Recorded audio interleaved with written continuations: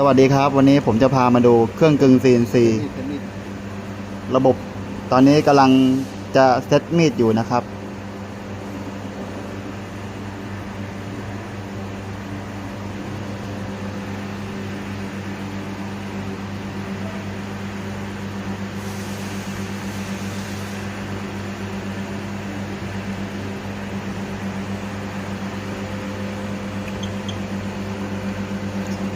มีตรงไหน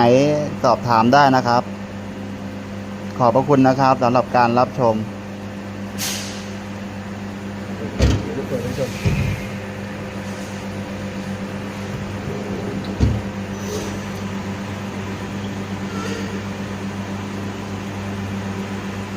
เซนเตอร์ดิวลำพูน งานจะยากจะง่ายพี่เขาทำได้หมด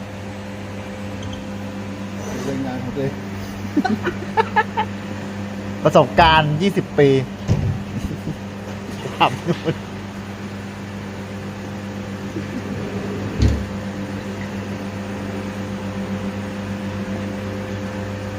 เดี๋ยวสว่างมันต้องเซ็ตเนี่ยเดี๋ยว เชษลายาวเลย โอ้โหวันจันทร์มีปัญหาอยู่พวกเรานี่แหละ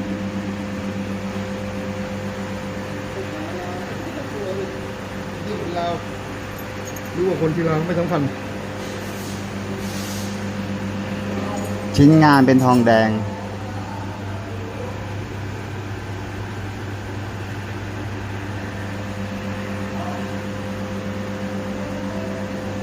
มีข้อสงสัยตรงไหนถามได้นะครับ